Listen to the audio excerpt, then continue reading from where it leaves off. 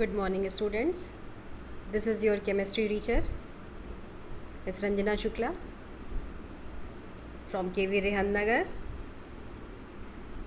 Students, I hope you all are fine at home and learning very effectively with all the tools which are provided to you through online classes. Please use this platform for your development and don't waste this time. Just use it effectively for your all-round development. Okay, let us start with our chapter. We have completed up to the activation energy, but in activation energy we have to solve some examples. I have given this in your homework, example number 4.9 and 4.10. I hope you are able to solve this. So if you have any problem, then please discuss with me. Otherwise, this is simply formula based examples. You can easily solve it. Okay, let us move to the effect of catalyst. Students, we are seeing just the rate of reaction. What are the factors which are affecting the rate of the reaction? Earlier we have seen the temperature dependence. After that we have seen activation energy. Now we will see the effect of catalyst on the rate of reaction. Before starting this, let us see what is a catalyst. Catalyst क्या होता है? Catalyst क्या होता है बच्चों, आप मुझे बताइए. आप सोचिए, हम लोग कई बार catalyst के बारे में बात कर चुके हैं.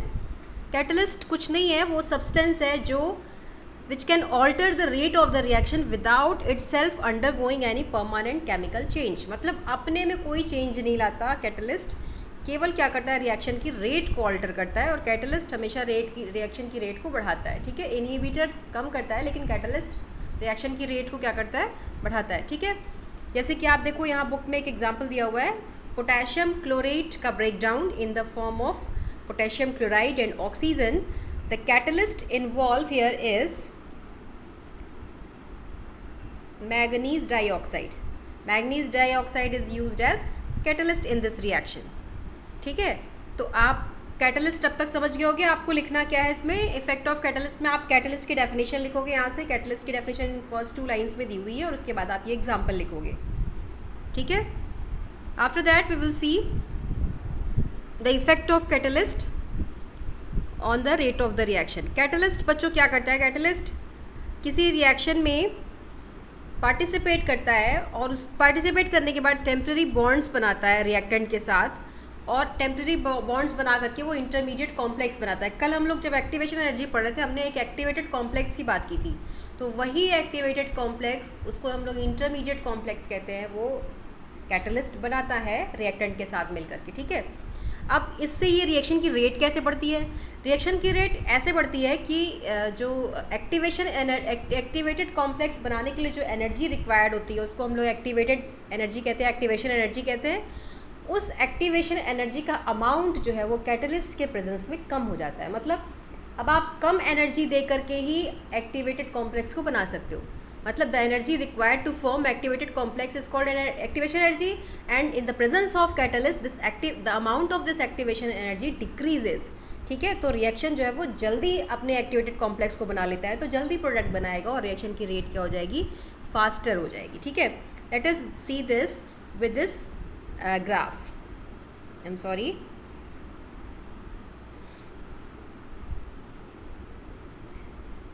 You can see this figure number 4.11. There is a graph. What is that? कल भी हमने ये ग्राफ देखा था. This is the graph drawn between potential energy and reaction coordinates. Reaction coordinates means reactant is proceeding toward the product through activated complex. मतलब reactant product में convert हो रहा है, एक्टिवेटेड कॉम्प्लेक्स बीच में बन रहा है. ठीक है, तो आप जानते हैं कि पोटेंशियल एनर्जी रिएक्टेंट की ज़्यादा होती है, प्रोडक्ट की कम होती है. ठीक है, तो बीच में जो एक्टिवेटेड कॉम्प्लेक्स बन रहा है वो जो पोटेंशियल बैरियर है या पोटेंशियल एनर्जी का जो बैरियर है उसको क्रॉस करने के लिए हमें एनर्जी देनी पड़ती है. तो एनर्जी रिक्वायर्ड कोई हम लोग एक्टिवेशन एनर्जी कहते हैं. आप देखो कि यहाँ जब हमने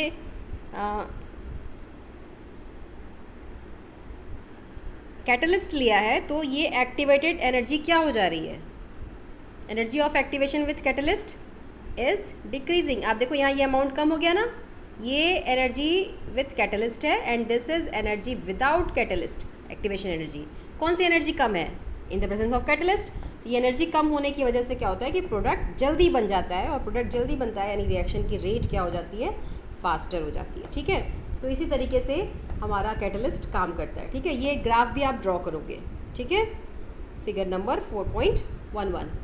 okay, let us move further. अच्छा, कैटलिस्ट क्या क्या करता है? कैटलिस्ट जो है गिब्स एनर्जी को ऑल्टर नहीं करता, गिब्स एनर्जी को चेंज नहीं करता। गिब्स एनर्जी हम लोग पढ़ चुके हैं स्पॉन्टेनियस रिएक्शन के लिए। गिब्स एनर्जी होती है किसी भी स्पॉन्टेनियस रिएक्शन को के होने के लिए रिक्वायर्ड एनर्जी इस गिब्स एनर्जी, डेल्टा जी से रिप्रेजेंट करते हैं इसको।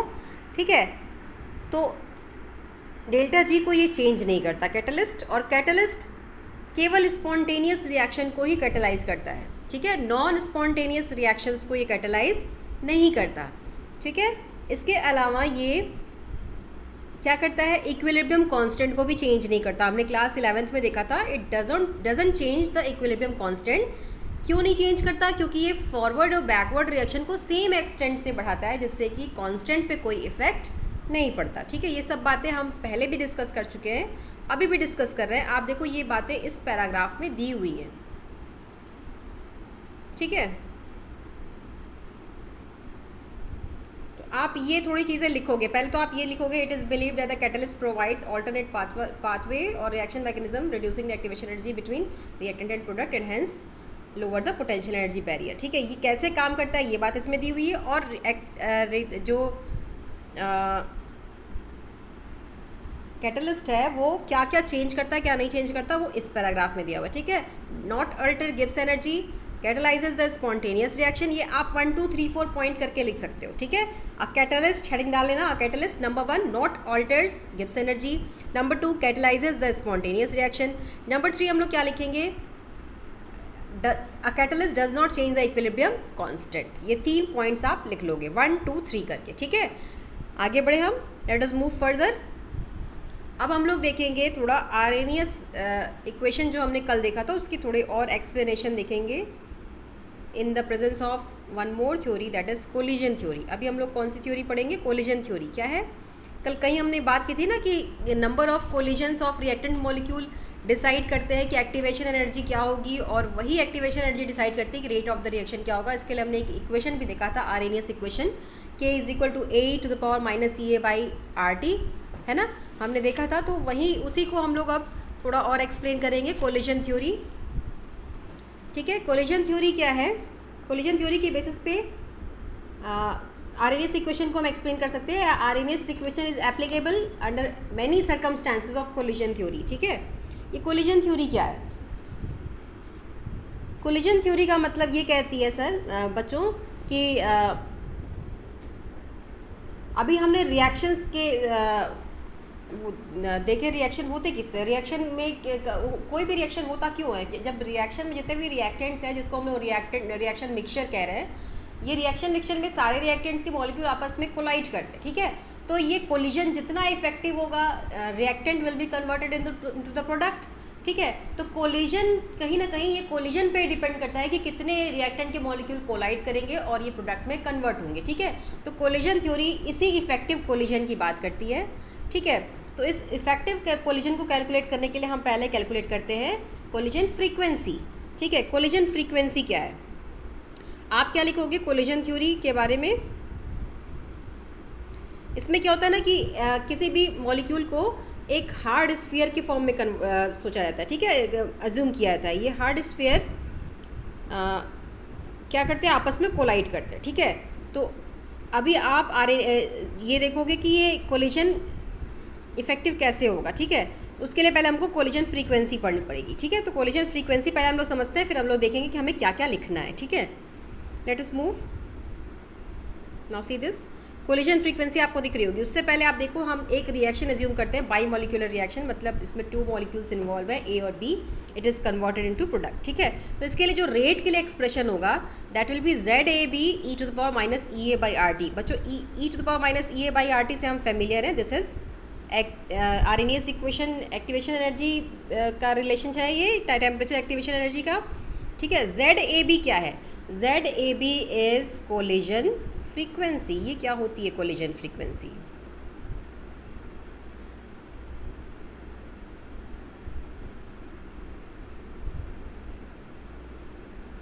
ये कोलिजन फ्रीक्वेंसी क्या होती है? आप देखो यहाँ बोल्ड लेटर्स में लिखा हुआ है, the number of collision per second per unit volume of the reaction mixture is known as collision frequency.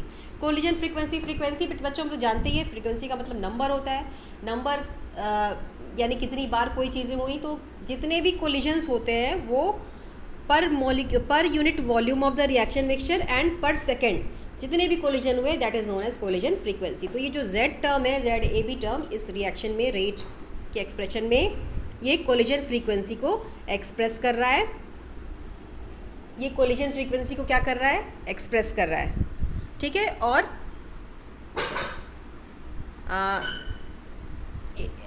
Activation energy भी आगे आप एक्सप्रेशन में देख रहे हो, ठीक है। तो ये हमारा इफेक्टिव कोलिजन, सॉरी, आपको कोलिजन फ्रीक्वेंसी समझ में आ गई होगी, ठीक है। Let us move further. अब इसके बाद हम लोग जानते हैं कि एक्टिवेशन एनर्जी जितनी कम होगी रिएक्शन की रेट उतनी ही फास्टर होगी, ठीक है, ठीक है। Let us move towards the effective collision. तो अभी पहले मैं आपको ये बता दूं कि आपको लिखना क्या है। आपको लिखना ये कोलिजन थ्योरी, आप ये हेडिंग डालोगे, उसके बाद आप ये यहाँ से ये पोर्शन उतार लोगे, ठीक है। कहाँ से उतारोगे? अकॉर्डिंग टू दिस थ्योरी से लेकर के आप ये कोलिजन फ्रीक्वेंसी, जो bold letters according to this theory आपको दिख रहा होगा, इसके बाद आप यहाँ से कोलिजन फ्रीक्वेंसी तक ये पूरा आप कोलिजन थ्योरी के लिए उतार लोगे, ठीक है। उसके बाद हम क्या करेंगे? कोलिजन थ्योरी हो गई, आप उसके बाद ये दो फॉर्मूला लिखोगे, rate is equal to ZAB e⁻CA/RT। इसमें हर टर्म को आप एक्सप्लेन करोगे, ठीक है। अब इसके बाद आप इफेक्टिव कोलिजन की डेफिनेशन लिखोगे, ठीक है। कोलिजन, इफेक्टिव कोलिजन किसको कहेंगे बच्चों? कोई भी चीज़ इफेक्टिव कब होती है? जब वो अपने डेस्टिनेशन तक पहुँचे, जब वो जिस चीज़ के लिए हो रही है उसको वो कंप्लीट करे, ठीक है। तो कोलिजन भी इफेक्टिव तभी होगा जब वो मॉलिक्यूल्स की एनर्जी इतनी बढ़ा दे, इतनी काइनेटिक एनर्जी बढ़ा दे कि मॉलिक्यूल जो है वो आपस में रिएक्टेंट के मॉलिक्यूल्स के बॉन्ड टूट पाए, नए बॉन्ड्स बन पाए और the reactant is converted into product, ठीक है। अगर ये इतना कर पा रहा है कोलिजन, तब वो कोलिजन क्या कहलाएगा? इफेक्टिव कोलिजन, ठीक है। तो मतलब अगर कोई भी कोलिजन मॉलिक्यूल को इतनी एनर्जी दे रहा है, इतनी काइनेटिक एनर्जी दे रहा है जिससे कि वो बॉन्ड की ब्रेकिंग भी कर रहा है रिएक्टेंट के मॉलिक्यूल के बीच में और नए बॉन्ड्स बना करके प्रोडक्ट का फॉर्मेशन भी कर रहा है, तो ऐसा कोलिजन क्या कहलाएगा? इफेक्टिव कोलिजन, ठीक है। तो यानी वो कम से कम इतनी एनर्जी दे जिससे कि एक सफिशिएंट काइनेटिक एनर्जी मॉलिक्यूल्स को मिल जाए। इस सफिशिएंट काइनेटिक एनर्जी को हम लोग बोलते हैं थ्रेशोल्ड एनर्जी। थ्रेशोल्ड वैल्यू आप इससे फेमिलियर होगी। थ्रेशोल्ड का मतलब minimum required value to reach the effective collision of kinetic energy, ठीक है। Minimum required value of kinetic energy to reach up to the effective collision, ठीक है। ये आपने थ्रेशोल्ड वर्ड केमिस्ट्री और फिजिक्स हर जगह कई बार पढ़ा होगा, तो इससे आप फेमिलियर हो, ठीक है। तो अभी आप इफेक्टिव कोलिजन की डेफिनेशन लिखोगे। इफेक्टिव कोलिजन कहाँ है? इसी के जस्ट नीचे इस पैराग्राफ में दिया हुआ है। Let us see this. Effective collision आपको, मुझे लगता है, दिख रहा होगा। आपको इसमें लिखना कहाँ से कहाँ तक है? आप ये the collision in which molecule collide with sufficient kinetic energy called threshold energy and proper orientation so as to facilitate breaking of bonds between reacting species and forming of new bonds to form product are called effective collision। ये effective collision को heading डाल करके आप लिख लोगे। ये मुझे लगता है कि आपको समझ में भी आ गया होगा, ठीक है। तो effective collision में एक amount of energy नहीं रिक्वायर्ड है, इसके साथ साथ इफेक्टिव कोलिजन के लिए प्रॉपर ओरिएंटेशन भी ज़रूरी है, ठीक है। अब ये ओरिएंटेशन क्या है? Let us understand this with this example. Let us see figure number 4.12। आप इसको देखिए, फिगर नंबर 4.12। इसमें आपको कोलिजन इफेक्टिव या इनइफेक्टिव दिखाई दे रहा होगा, ठीक है। आप देखो यहाँ मिथाइल ब्रोमाइड पे अटैक किया गया है हाइड्रोक्साइड आयन का, ठीक है। मिथाइल ब्रोमाइड पे जब हाइड्रोक्साइड आयन अटैक करता है तो हम जानते हैं ये रिएक्शन हमने क्लास 11th में कई बार पढ़ रखा है। मिथाइल अल्कोहल और ब्रोमाइड आयन रिमूव होता है, ठीक है। तो ये एक आप देख चुके हो, कई बार देख चुके हो हम लोग ऑर्गेनिक केमिस्ट्री में इस रिएक्शन को देखें। तो मिथाइल ब्रोमाइड पे जब कार्बन आयन यानी हाइड्रोक्साइड आयन रिएक्ट कर रहा है तो क्या बन रहा है? अगर इसको हम इम्प्रॉपर ओरिएंटेशन करें, मतलब मिथाइल ब्रोमाइड के साइड में ही अगर हमने हाइड्रोक्साइड आयन का अटैक करा दिया, मतलब ब्रोमाइड वाले साइड से अगर आपने अटैक करा दिया तो क्या होगा, ये दोनों नेगेटिव नेगेटिव एक साथ हो गए तो यहाँ रिपल्शन हो जाएगा, ठीक है। तो यानी कहीं ना कहीं ये डिस्टॉर्शन को कर रहा है या इफेक्टिव कोलिजन नहीं हो पाएगा, आप खुद भी समझ सकते हो। तो it will ultimately leads to formation of no product, कोई प्रोडक्ट नहीं बनेगा, ठीक है। अब अगर इसको हम बैक साइड से अटैक करा दें तो क्या होगा, this collision will be effective collision, क्योंकि यहाँ नेगेटिव और नेगेटिव के बीच की दूरी बढ़ गई। तो this is the correct orientation, that's why this orientation will lead to the formation of the product, ठीक है। तो इफेक्टिव कोलिजन के लिए क्या क्या चीज़ें ज़रूरी हैं, एक तो sufficient amount of kinetic energy चाहिए, और दूसरा क्या चाहिए, प्रॉपर ओरिएंटेशन, तभी कोई रिएक्शन जो है वो इफेक्टिव कोलिजन होगा, ठीक है। तो आप ये एग्जांपल पूरा एक्सप्लेन करोगे, फिगर 4.12 भी आप लिखोगे, ठीक है। इसके अलावा यहीं पे आप देखिए बच्चों, यहीं पे इफेक्टिव कोलिजन के लिए क्या क्या ज़रूरी है ये भी यहाँ पे लिखा हुआ है इटैलिसाइज्ड वर्ड्स में, आप इसको उतार लोगे, द प्रॉपर ओरिएंटेशन से लेकर के फॉर्म तक, ठीक है, ये भी आप उतार लेंगे, ठीक है। अच्छा, इसके अलावा एक चीज़ और होती है, आपको कहीं ना कहीं मैंने क्लास 11th में स्टेरिक फैक्टर के बारे में बताया। स्टेरिक फैक्टर क्या होता है, जब कोई भी मॉलिक्यूल बहुत बल्की हो जाता है, उस पर बहुत सारे ग्रुप्स अटैच हो जाते हैं, तो वो क्या होता है, वो रिएक्शन की रेट को कम करता है, उससे क्या होता है, रिएक्शन इनहिबिट होता है, क्योंकि बहुत भारी आदमी को चलना भी मुश्किल होता है, बहुत मोटा आदमी जो होता है वो आसानी से नहीं चल पाता, दौड़ भाग तो नहीं पाता ना। वैसे ही हमारे रिएक्शन मिक्सचर के कंपोनेंट्स भी होते हैं, अगर वो बहुत बल्की हो गए तो वो रिएक्शन की रेट को कम करते हैं, ठीक है। तो अगर कोई बल्की रिएक्शन हो गया, बल्की मॉलिक्यूल हो गया, तो वो स्टेरिक फैक्टर कॉज करेगा, जिसकी वजह से रिएक्शन की रेट अगेन कम हो जाएगी, ठीक है। तो हमारा जो फॉर्मूला था, rate is equal to ZAB, यानी कोलिजन फ्रीक्वेंसी इंटू e⁻⁻⁸ इसमें एक फैक्टर और इंक्लूड होना चाहिए, दैट इज स्टेरिक फैक्टर, ठीक है। तो probability of that steric factor is included in this reaction, in this equation, and the equation becomes like that. Equation क्या बन जाएगा, rate is equal to PZAB e⁻⁻⁸, ठीक है। यहाँ स्टेरिक फैक्टर भी इंक्लूड हो गया, ये P क्या है, ये प्रोबेबिलिटी ऑफ स्टेरिक फैक्टर ही है, ठीक है। प्रोबेबिलिटी बोलिए इसको या स्टेरिक फैक्टर बोलिए। तो अब हमारा स्टेरिक फैक्टर भी आ गया, तो ये यहाँ तक करने के बाद हमारी इफेक्टिव कोलिजन क्या होता है, कब होगा, ये तीन चीज़ें हमने देख ली। पहली चीज़ तो इफेक्टिव कोलिजन के लिए sufficient amount of kinetic energy चाहिए अप टू थ्रेशोल्ड वैल्यू, और ओरिएंटेशन प्रॉपर चाहिए, और तीसरा क्या चाहिए हमें कि रिएक्शन में जो स्टेरिक फैक्टर है वो कम से कम हो, ठीक है। तो ये तीन चीज़ें होने से आप रिएक्शन की रेट को कोलिजन थ्योरी के बेसिस पे एक्सप्लेन कर सकते हो। अब इसके बाद कोलिजन थ्योरी के कुछ ड्रॉबैक्स भी है। ड्रॉबैक क्या है कि हर मॉलिक्यूल को एक हार्ड स्फीयर कंसीडर करता है, जबकि ऐसा नहीं है। हर मॉलिक्यूल क्या स्फेरिकल होता है, हर एटम क्या स्फेरिकल होता है, हर मॉलिक्यूल का अपना एक स्ट्रक्चर होता है। तो ये स्ट्रक्चर फैक्टर को कहीं ना कहीं इग्नोर कर रहा है, ठीक है। तो ड्रॉबैक ऑफ कोलिजन थ्योरी में आप एक लाइन में ये बात लिख लेंगे, it consider atoms molecules to be hard sphere and ignores the structural aspect. ये आप क्या करके लिखेंगे, आप drawback of collision theory heading डाल करके इसको भी drawback of collision theory heading डाल करके इसको भी लिख लेंगे। और इस तरीके से हमारा ये चैप्टर आज यहाँ पे कंप्लीट हुआ, और कल से हम लोग इसकी एक्सरसाइज देखेंगे और उसके बाद हम लोग नया चैप्टर स्टार्ट करेंगे। तो आई होप आपको चैप्टर बहुत अच्छे से समझ में आया होगा। आप इसके बाद इन टेक्स्ट क्वेश्चन को भी सॉल्व करने की कोशिश करेंगे। इसके आगे हम लोग एक्सरसाइज कल देखेंगे, ठीक है। Till then stay safe, stay at your home and be happy. Thank you very much.